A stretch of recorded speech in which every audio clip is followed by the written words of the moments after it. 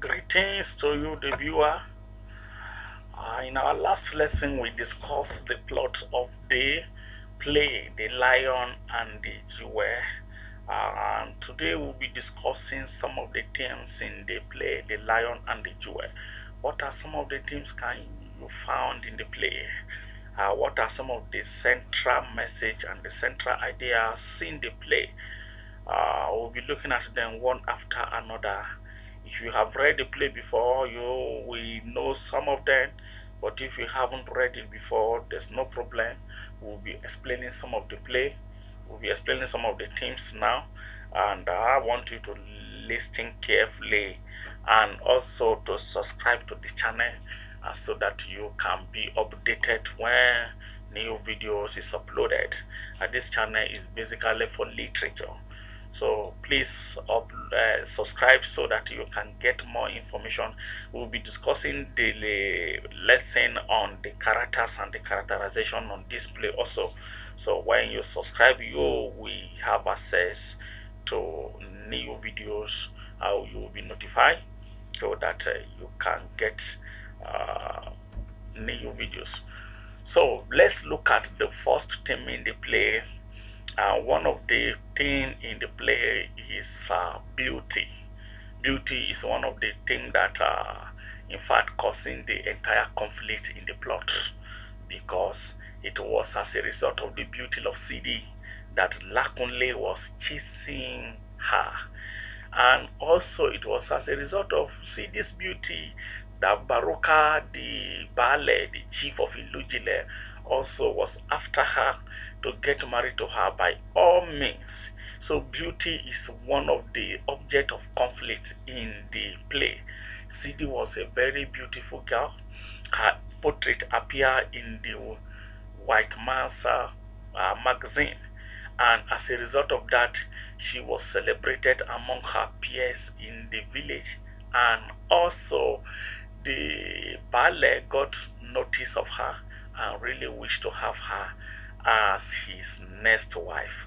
Note that Bale, who is Baroka, he has about 5 wives before, but the beauty of Sidi could not let him concentrate on taking good care of his family. He was so determined and passionate to have Sidi as the next wife. That was very important to him. And Lakunle also, who is an educated fellow, educated character in the play, also wanted CD, but what prevented their marriage was the issue of bride price. So CD was so beautiful, a very beautiful girl, who is well revered in the text. Then let's look at another theme in the play, the theme of bride price. Yes, bride price was one of the bone of contention and conflict in the play. With the play, bride price was one of the conflict. Why? Because Lakunle doesn't want to pay the bride price, yet wants CD as a wife. Why? Because Lakunle was thinking that the issue of payment of bride price was a barbaric, ancient, old culture that shouldn't be practiced in the modern society. Why CD was a village girl who has respect for the culture of the people, who adhere to the tradition of the Ilujile community, and doesn't want to just give herself out to a man without the payment of bride price. In fact, in the Ilujile community, without the payment of bride price, you are regarded as living with the man without any formal marriage. So, Lakunle doesn't want to pay the bride price. At the end of it, when Baroka defied CD, Baroka paid the bride price and CD became his wife. So let's look at the theme of polygamy. Yes, in the play, Baroka represent polygamous man, and at the same time, Baroka doesn't want to have just a wife or 2 wives. He has a lot of concubines. He married a lot of wives and still want to add CD to the list or to the fleet of his wives. So at the end of the play, he eventually married CD. So, and the African culture also represent polygamy or accept polygamy. Baroka being the palace, the Oba or the chief of Ilujile, married several wives and even inherited wives from the former chief of Ilijile. So let's look at another theme in the play. We have the theme of modernity and tradition. Yes, that is also a major theme in the play. Baroka represent tradition, while Lakunle represent modernity. So the fight for the soul and the love of CD was between modernity and tradition, between a modern man and a traditional man.